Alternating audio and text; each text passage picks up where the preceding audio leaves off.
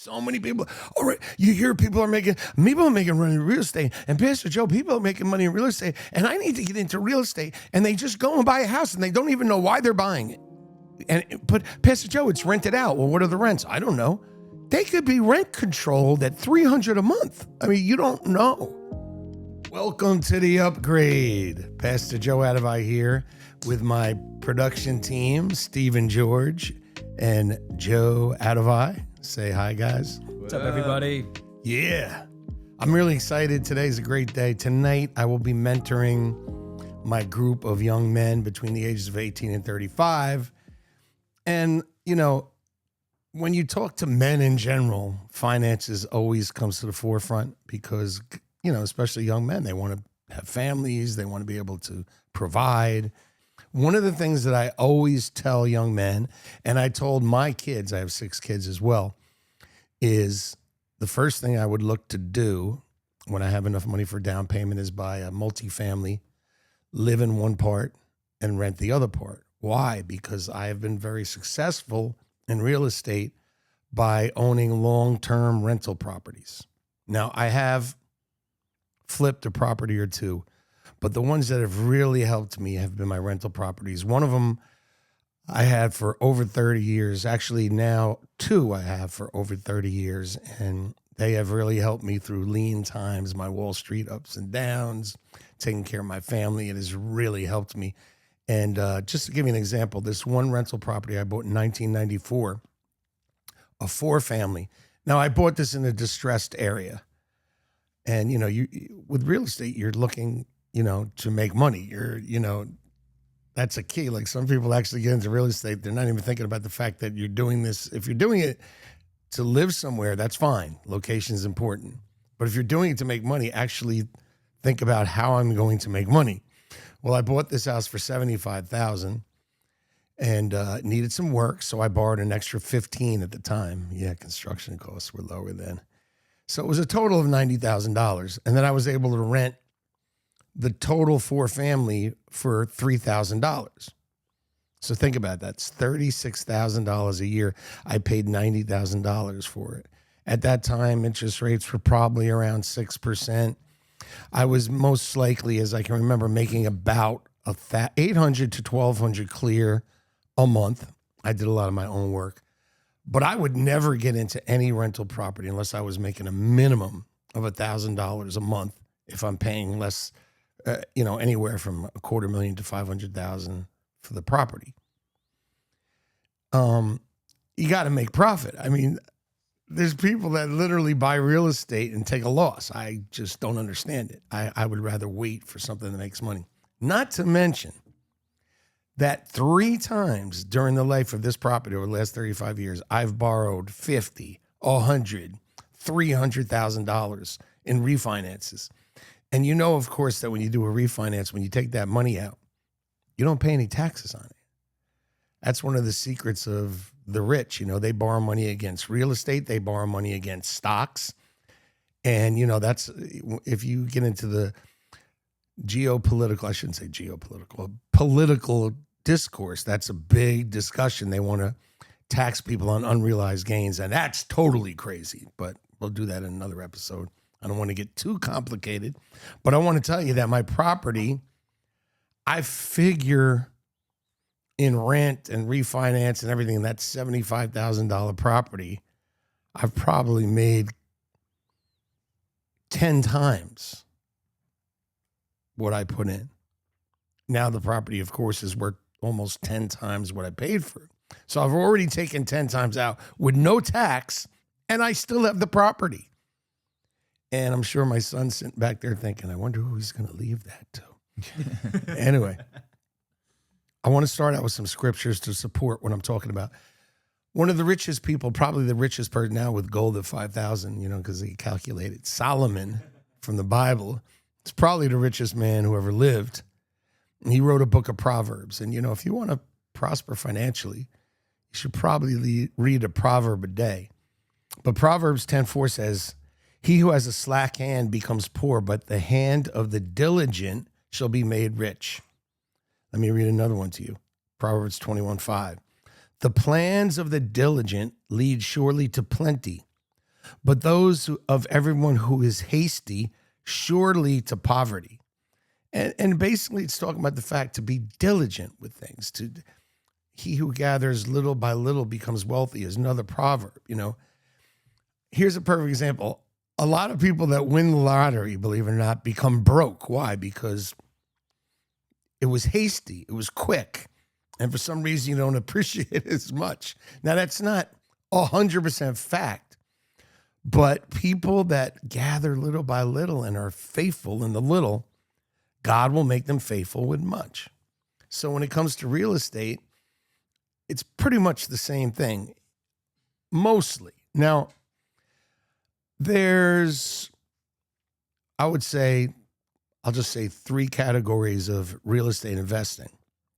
The first one is the one you see on TV and everybody talks about it, and it's flipping, buy a house, sell a house, Well, I've done it once or twice, and we made money, but it was a short-term gain, so we had to pay capital gains taxes and state taxes. So we had to give away 40% of the profit right off the bat. Now, I do know people that do flipping, and right now, actually, in this environment with interest rates and housing prices, flipping is probably a little more attractive than trying to buy and rent. Now, buy and hold is another thing where just, how many people probably watching this, you bought a house. A lot of people have bought a house that they live in, and it is appreciated. But, to sell it, you're going to take a big hit. Unless you do a 1031B, you could sell your house and buy another house, not pay taxes on it as long as you buy something within 45 days. So there's flipping, there's buy and hold. There's also what we might call house hacking, which is what my son did. And we found a house when he got married. He bought a house, and it was a 2-family, and he lived on the first floor. And you have to stay there for at least a year to get the low interest rate that he got. So he stayed there. He toughed it out for a year. And now he moved from there, and he rents that out, and he makes a pretty good profit. And then finally, buying multifamilies and renting them. And that's what I've done. But the houses that I've bought to rent, I didn't aggressively seek them out. I waited till the market presented a really good opportunity. So just to break it up for you, probably I think they say that 5 to 10% of people flip houses. The other 90% are either buying and holding or buying and renting. Now, there's something people do called the cap rate, and I don't even want to get into it because I never used it. But if you want to look it up and do a little study on cap rate, go right ahead. But let me tell you a little bit about something called depreciation. I didn't even mention that, and as far as how much money I made over the last 30 years with just one of my houses. But on a $300,000 investment house that you keep, over 30 years, you can, through depreciation, which means the government gives you a break because your house depreciates, the wear and tear basically, you can make anywhere from $30,000 to $80,000 extra through taxes. Not to mention when you buy a house and, the interest is tax deductible except for salt. They put that salt in. Some states you can only go up to $10,000, but that really didn't affect me. That's another thing for another podcast. But basically, you get to write off the expenses. Also, what did I say before? Refinance. When you refinance a house, the time I took out 50 when I was in a little bit of financial trouble where I needed liquidity, the time I took out 100 to buy another house, the time I took out $300,000, I didn't pay $1 in tax. Then you have something called a HELOC. I think you all know what that is, right? You guys know what that is, home equity line of credit. Well, I have a HELOC on my house. Yeah. Yep. Well, the interest on a HELOC is only tax deductible if you use that money to improve the house that you borrowed against. Otherwise, you're paying tax on that.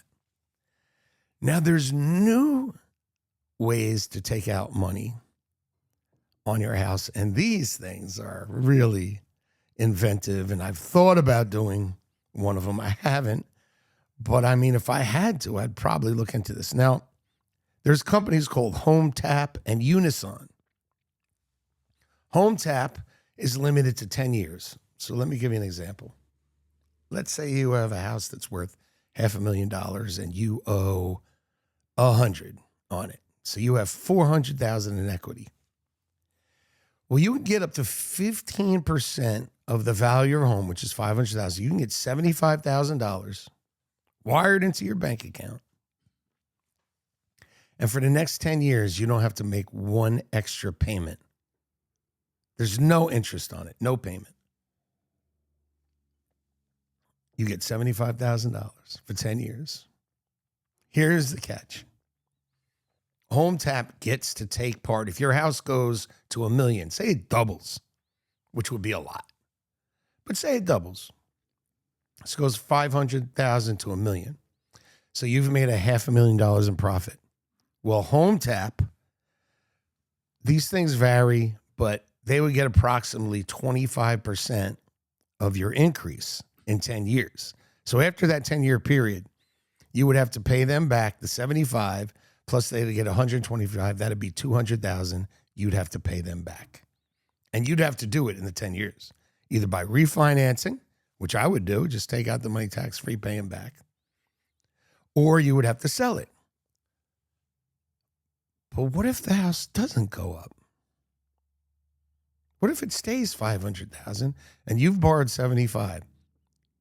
Guess what they get? Just their money back. So you've had tax-free money. What if it goes down? For 10 years. If it goes down, yeah, they take part of the loss. Basically what this is. Now, let me tell you about Unison before we get to that next thing. And your expressions are exactly the same thing. I should have done that with my house. Every person I talk to that looks into this. Unison, which I started to go through the process with, but I didn't do it. I was just so interested in this. Unison will do it for 30 years. I'm 66 years old. I know I don't look it, but I'm 66 years old. So if I have a house worth $1 million and I owe 300,000 on it and I got 700,000 there, Unison would let me borrow, say, $200,000 cash. Pay no tax on this. I don't have to make a payment for 30 years. I'd be 96. I'll just leave it for my kids to pay off. But just think about that. 30 years. Now, for me, I mean, if the house, when I'm 96, I don't need money, okay? But the house could triple, right? So they'll get a third of that. But I've had this 200,000. I haven't made a payment in 30 years. Do the math. And what if real estate crashes? What if real estate crashes? See, basically these things, to me, it's like doing an IPO on your real estate. Private companies, when they go public, they do something called an IPO, initial public offering of stock. So what happens is insiders get to sell some of their stock. They sell some of their risk. I did it when I was at my company. And, sometimes people pile in. They're afraid the stock's not going to go up, so you pass that risk off. Actually, I didn't put any of my shares in the IPO because I believed in my company. That's another story. But people do that, and, they just want to get some cash up front because they don't know what's going to happen. Well, if a big amount of your worth is in real estate, this is an opportunity to sell some of that risk to somebody else. So, just wanted to fill you in on that. And HomeTap, Unison, I'm sure there are going to be some more places coming out with that kind of thing. Now, here's the thing, because people listening are probably going to be, well, so what really matters, right, is the original price. Of course, there has to be an appraisal, right? Because if you have a house that you think is worth $1 million, but HomeTap says we're only estimating it at 800, then it goes right to $1 million right away. They make money. But that is not the case because I actually went through the process. I got the appraisal and I didn't go through with it, and they didn't even charge me. So I got the appraisal and I realized that it was a independent appraisal. Like, that's the law. Because, of course, if they come in and lowball you, immediately they have equity, you see? So they did the estimate. I was like pleasantly surprised. I was like, wow. I didn't go through it because I didn't need to, but I was definitely thinking about it. Over the years, I've acquired up to 4 rental properties, but they were so spread out. The first one I bought was in 91. The second one I bought was 94. The third one I didn't buy till 2016, and the fourth in 2017. So, I've been through ups and downs in the market. And with real estate, you just have to wait. The numbers have to make sense. Don't just jump in. The numbers should make sense in your head. You need to have a plan. And so now I want to get into 3 things to avoid when investing in real estate. 3 things to avoid. Number 1, impulsion or emotion. Impulsion or emotion. Don't go out there and buy a house because I got to invest in real estate. I've seen people, I'm like, what is your plan with this real estate investment? What are you going to do with it? Are you going to flip it? Are you going to rent it? Because I don't think you've checked the rents. People will jump in and just buy a house because they feel like, I want to buy a house and this one's in my neighborhood and other people are buying houses, so I'm going to buy a house. I had somebody recently, I'm not going to say who it is, but they're very close to me. They've never bought a piece of real estate in their life. And they're like, do you think I should buy this place? It was $1.5 million.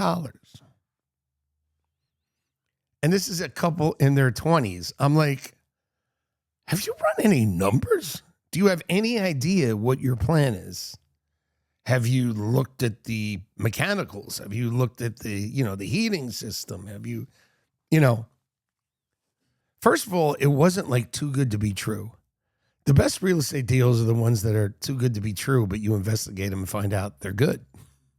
Like that has happened for me. And my son, he's pointing to himself. Yeah. Well, you had somebody giving you advice. Yeah, somebody. So if anybody has any questions, just put them in the comments and we'll get back to you. But, you got to go, my son and I both had a similar situation in buying 2 families. There was a question about an oil tank. And as soon as people hear oil tank with real estate, everybody freaks out. I had this 2-family I was looking at. It came out on the market for $135,000. And I was like, I know I can rent this place for $2,500.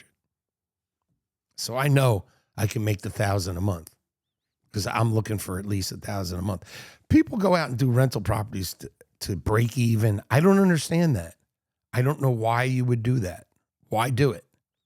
Unless you're doing it as a vacation home or unless you think that you're sure that in 5 years it's going to appreciate. But I know that that's not the case because my rentals have gone up and down, but my rent has stayed the same or gone up over time. I've been too good to my tenants. Just if they're watching right now, I really need to raise these rents. But anyway, I'm not going to. I always talk about it, but I never do it. But I saw this 2-family, and so I found out that there was a question about the oil tank situation. But somebody told me they did do a report on it, and it's okay, but nobody knows what the report is. So I did my due diligence. I tracked down everybody involved with the thing. I ended up in North Jersey in some basement apartment. There was a business up there, and I gave them $150, and they gave me the oil test approval. So the house was 135. I went and I said, oh, guys, this house is worth at least 200. But because of this, everybody. So I went in and I bid 152. Because at that point, $17,000 meant nothing for a mortgage. I mean, that's nothing. I got it, and that has been one of the best. I mean, that property's gone up fourfold, and I've made $1,000 a month in rents. And I bought that one in 2016. So, and let me tell you something. I wasn't looking to invest into real estate at that time. I've got too many other things to do. But it just came up. I saw it, and I was like, wow, this is too good to be true. So let me do my due diligence. Don't rush in. Number one, do not buy on impulse or because something feels good or because you like the way the house looks. Hey, everybody. The mission of the upgrade is simple. Upgrade your life in every area, in relationships, in purpose, in finances, and most of all, in your walk with God. Because you're not broken. You're just due for an upgrade. So hit the subscribe button right now and share it with a friend or a relative, and let's build this thing together. And if you want to go deeper, I have 2 books to share with you. The first one is Everything Makes Me Prosperous. It's the memoir of my life, my story of how I went from rock bottom to where I am today. Secondly, now this book is written with my ghostwriter, who's not a ghost anymore, Stephen George. It's about the miracle babies of Grace Church. Couples who were told they couldn't conceive, but through consistent prayer, miracles were born. If you want to get a hold of these books, the links are in the description. And if you want to see us in person, come out to Grace Church of North Brunswick, New Jersey. I hope to see you there. Now back to the video. Number 2 is Proverbs 21:5 in real life, where you rush into something. You're trying to get rich quickly. And that's that famous word FOMO. Fear of missing out. So many people, all right, you hear people are making money in real estate. And Pastor Joe, people are making money in real estate. And I need to get into real estate. And they just go and buy a house and they don't even know why they're buying it. And if you don't think people do that, I see them do it all the time. Like, do you even know why you're buying this house? Just because you heard that people making money in real estate? You don't even know why you're buying it. That house...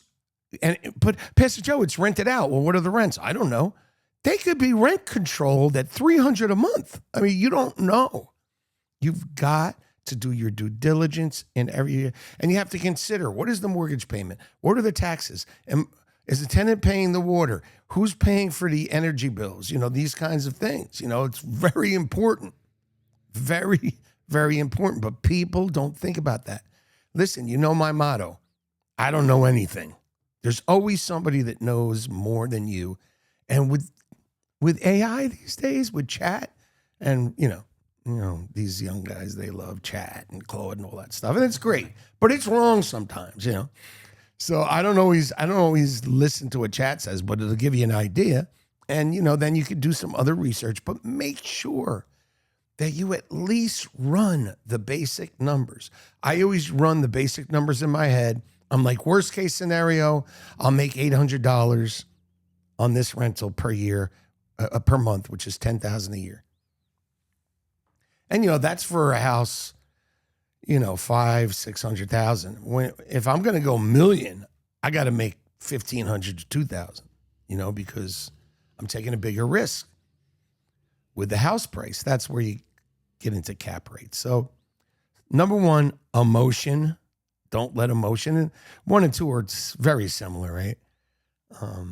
But there's still things that you need to avoid. Emotion being, I feel like this is a good thing. FOMO is like, everybody's doing it, so I got to do it. Most likely, if everybody's doing it, it's time not to do it, right? I mean, do you think like the whole world is stupid? I mean, there are people... The efficiency that goes on right now in stocks, which I'll talk about in their next segment, which, you know, it is taken out the edge for people. There's efficiency everywhere. Everybody has models. Everybody has data. You know, you're not smarter than everybody else. If you thought of this thing, someone else has most likely thought about it. But there are times when things slip through the crack, like that 2-family I got, and, you got to be ready to pounce on it. But if you're really interested in getting in real estate, you have to do your you have to understand the market. You have to, comb through it. The good news is it's right at your fingertips. You can see the listings when they come out. But don't get into a bidding war. So right after I bought that house for $150,000, another house went up, similar, slightly bigger in the same area for $150,000. I went in, I go online and I go, I picked this up for $160. I bid $160. Somebody bid $165. The bidding went up to like $250 and people were still bidding. And I was like, okay, I'm out. Like, I don't want to be the last one. I don't want to be, and pay up. Now, because real estate has really taken off, whoever bought that has probably done decent, but they didn't do as well as I did, So timing is everything, so FOMO gets in the way of timing, right? With real estate, the timing's got to be right. So avoid that FOMO, avoid that rushing in. You know what they say, fools rush in. Finally, the third one is you've done no due diligence. That's the thing to avoid. You've done no due diligence. And when I say due diligence, I mean a lot of diligence. I mean a lot of study. I mean, something about that market. See, where I buy close to me because I know something about that market. I got people, I was talking to somebody recently, and he said, I have a rental. I go, where is it? It's like 2 hours away. I go, what if you have to fix something? You're relying on people, unless you have an infrastructure set up, somebody you can trust to fix, to repair. I have someone now that I've known for probably 30 years. He was my tenant. He takes care of my rental properties. He gets 10%. They have management companies to do that as well. But some of those companies, if you're not in town, unless you get to see it yourself, or then if the property gets vacant and, you think they're going to do as much as you would to get it filled, of course not. So I recommend being close. Now, that doesn't mean you can't do it because people do it and they're successful. But that's only because they got a great deal and they have a cushion, If you don't have a cushion, that's why I say do your due diligence and then go to every worst case scenario.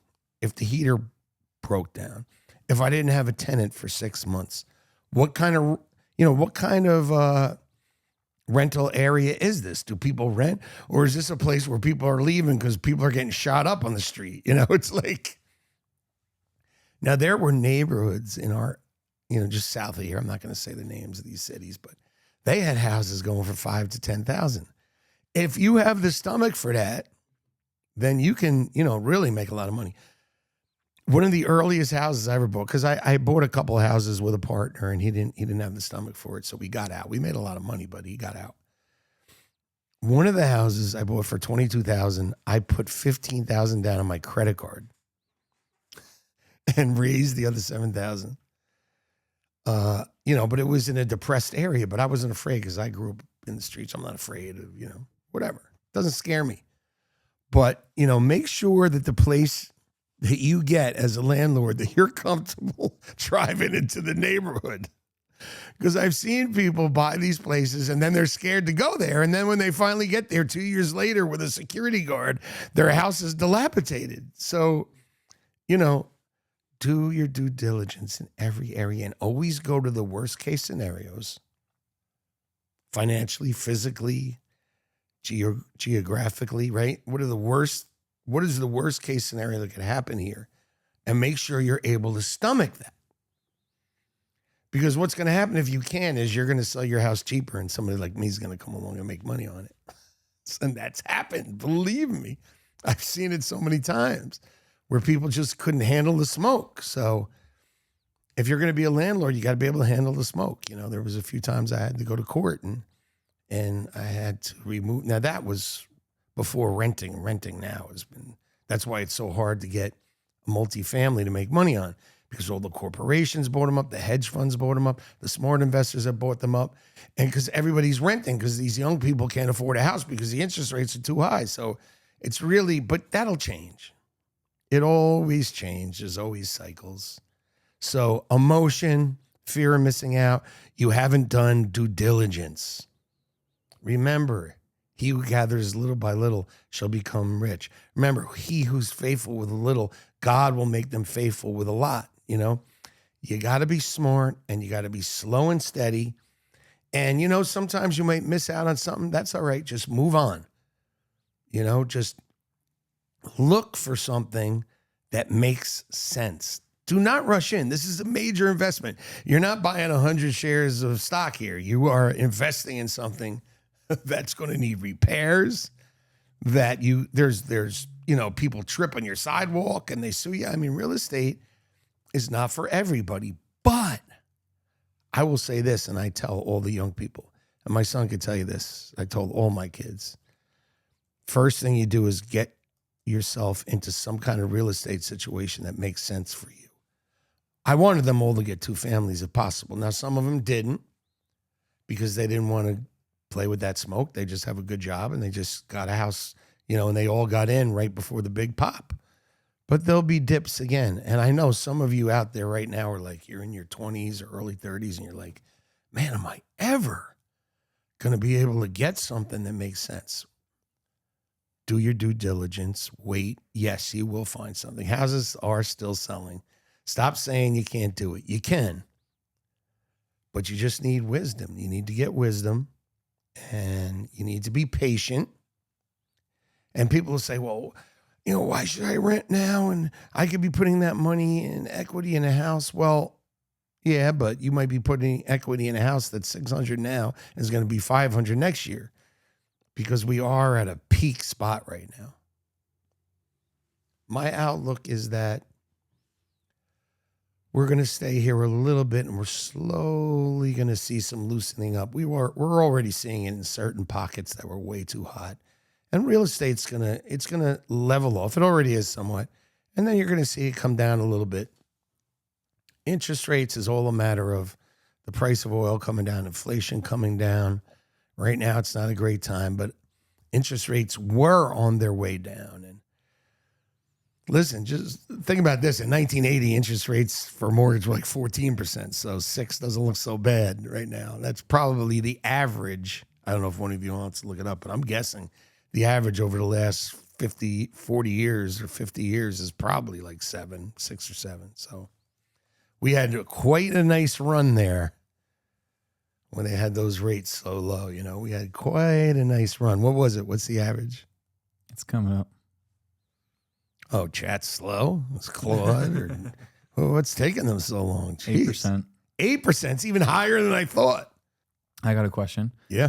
I think most people around my age, I'm 32. Like you said, I got a lot of friends from high school, married, but they're still renting. I think the biggest problem, or I think the only reason people don't take risks is obviously because of fear, and especially fear of the unknown. I hear people talk about how, like you and I were handy. I replaced my hot water heater last month, so you don't have to pay all that money to someone to do it for me. So people are afraid about that, the cost of repairs. Which really hasn't been a lot for my house. But maybe you could talk about that when it comes to your rental properties. Give someone, because you have 4, give someone an overall idea of how much money they're going to spend on repairs.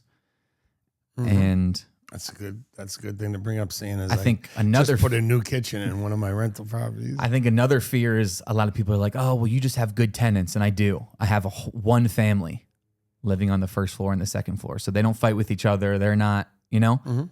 So I don't have much issue with tenants, though. Like I said, these days, people are they need a place. Yeah. But when you do have problems, that's what I said, you got to be able to deal with that smoke. You've had to deal with it a little bit.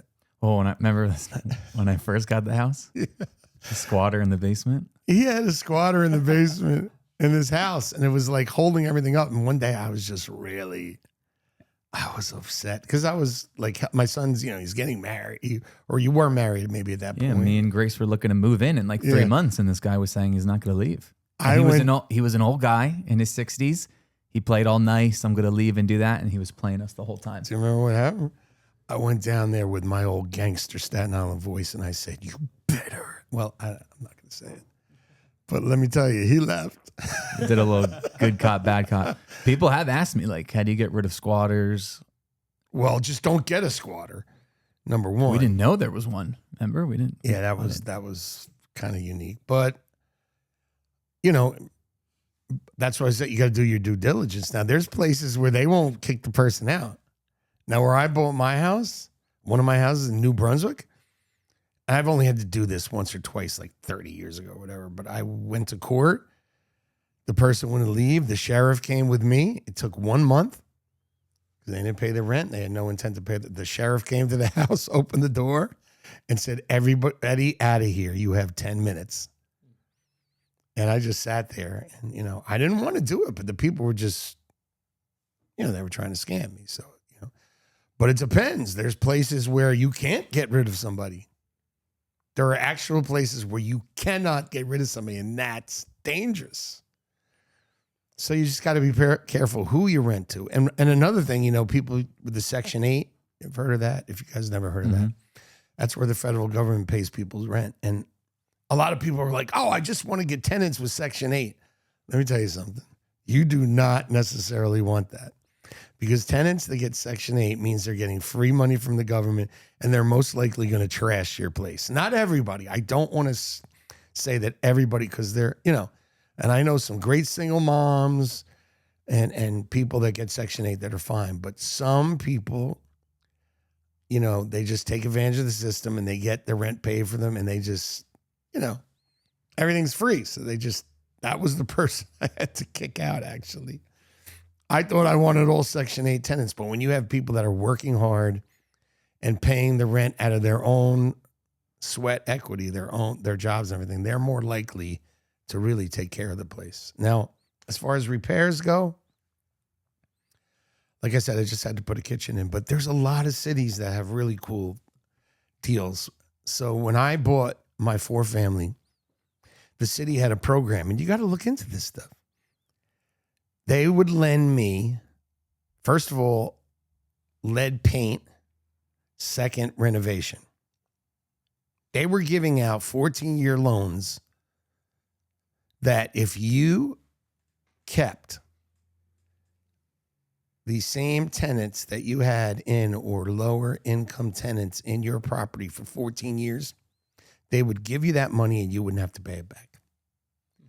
I got $150,000 for lead abatement, which is crazy, and $125,000 to renovate. It was more money to cover up a little bit of lead paint. That's a whole nother scam than it was to renovate a 4-family. So $270,000 was given to me. I held it, rented to the same people.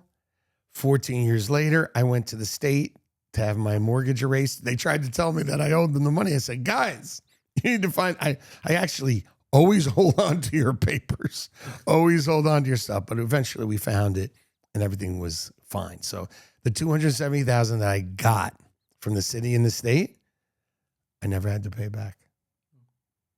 So I renovated the place. They got rid of the 3 drops of lead paint for $150,000. And so there's always things like that. If you're, well, not what always. should people expect repair wise? You've had rentals for I a mean, long there's time. probably writing off 100 to 200 a month average, but there's some years it could be more. You know, I always, like I said, I want to make $1,000 a month, so that's $12,000. So if that month I had some big repair, it'd probably be, you know, $5,000 to $10,000. It happens. But don't forget, you get to write that off. Don't forget depreciation. Don't forget you write off your interest. Don't forget you write off your repairs. Don't forget everything that you get to write off. And that's major, especially with the kind of taxes you pay in city and state. So, you know, and hopefully your house is depreciating. Also, your tenants are paying your equity, right? Like that house, I bought the one for $75,000. I've taken out $600,000 from the house in tax-free money, and I owe less than that, and the house is worth more than that. So on a $75,000 investment I've made, if I sold it, I mean, I'd be over $1 million on how much profit I've made. So do you recommend And that? most of it, if you're taking the taxes, it comes out to more like 1.4 million because of the tax-free implications. Do you recommend that nobody pays off their mortgage then? Just keep the mortgage going so that you could always take out? For me, it's easy to say in retrospect, right? It's 34 years, but at one time a couple times I had the mortgage down to the 50,000, but then I just borrowed against it. I don't want to sell it and pay that big capital gains tax. And I want to keep it because it makes money. So I just do a refi, right? And take the money out tax-free. It's like a bank account, kind of like when you borrow against your life insurance, which I've done as well too. You can borrow against your life insurance policy, right? Some of them a whole life. And you just keep making the payments you've been making monthly. And before you know it, like I have a $250,000 life insurance on me, so nobody's going to get any ideas, hopefully my wife or anything. But I've already borrowed $80,000 tax-free from it. And pretty soon it'll be worth $250 again. So I've been paying money in, but not nearly as much as I borrow. So it's basically free. Due diligence, baby. I'm a numbers man. It's always going through my head. That's what Wall Street and drug dealing did for me. Numbers are always going through my head. But you got to do the numbers. And if you're not good at numbers, it's okay. You could still do well. Find somebody that is. Ask somebody for help. Don't try to do it all by yourself. There's always something you're missing. We all have blind spots, believe me. And that's, there's been times when I was thinking, this is a great investment. And I talked to someone, they said, no, don't buy in that area. That's not a great area. I wouldn't do it. Thank God for other people to give you advice. If we don't have any more questions, I think we can wrap it up here. But if you want to put something in the comments, you have any questions, I'll be glad to respond. Or you can come to my young men's mentoring group, but there probably won't be any room tonight because it's going to be packed. Man, young men really need advice these days, It's just a different world. It's sometimes as a young man, you can feel like it's stacked against you. Not just young men, women too. My wife will be talking to them, but this is good information for people. Just share it with somebody. If they ask you, you could share this information. I don't have all the answers, but I have some. And subscribe to our channel, The Upgrade, and I promise you, you're going to be blessed. You're going to enjoy it. And you're going to learn stuff. You're going to meet some really cool people. So remember, it's only up from here. And the 3 things to avoid are impulse, FOMO, and a lack of due diligence. Make good decisions. God bless you.